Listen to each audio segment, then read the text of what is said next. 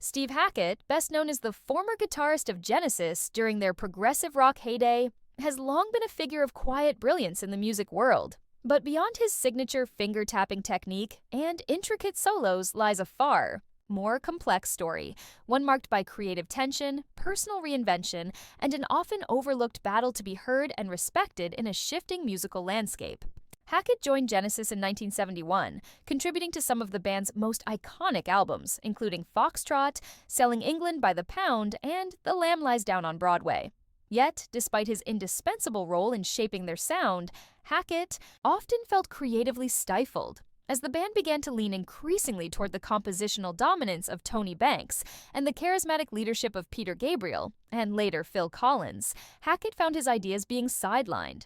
This simmering dissatisfaction eventually led to his departure in 1977, shortly after the release of Wind and Wuthering. Many fans assume Hackett simply drifted away from the limelight, but the truth is, he embarked on a solo career that demanded just as much artistic ambition and emotional resilience. In the decades that followed, Hackett released an expansive catalog of solo work, blending classical, flamenco, jazz, and progressive rock with a deep introspective touch. However, his solo efforts were often overshadowed by Genesis's growing pop success without him. This contrast created a bittersweet legacy. Hackett, the purist and innovator, struggled for mainstream acknowledgement while watching his former band dominate charts and airwaves with a more commercial sound. Despite this, he remained undeterred. His personal life, too, bore weighty challenges. He endured the collapse of a long-term marriage, the pressures of being perpetually on the road, and the frustrations of trying to maintain artistic integrity in an industry that often prioritizes trend over talent.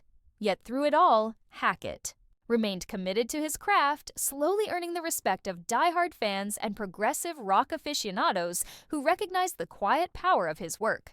In recent years, Hackett has experienced a career resurgence, with his live shows often revisiting classic Genesis material, drawing acclaim from both critics and longtime listeners. His ability to bridge the past and present, all while refusing to compromise his musical ideals, has positioned him as a revered elder statesman of progressive music. What makes his story truly compelling isn't just the technical mastery or the historical associations with Genesis. It's the personal resilience, and creative conviction that allowed him to forge a path that was entirely his own. Hackett's journey has never been about chasing fame. It has always been about serving the music. And in that pursuit, he has built a legacy that is far deeper, richer, and more complicated than many realize. His tale serves as a reminder that success isn't always measured in chart-topping hits or mainstream visibility, but in staying true to oneself even when the spotlight moves elsewhere.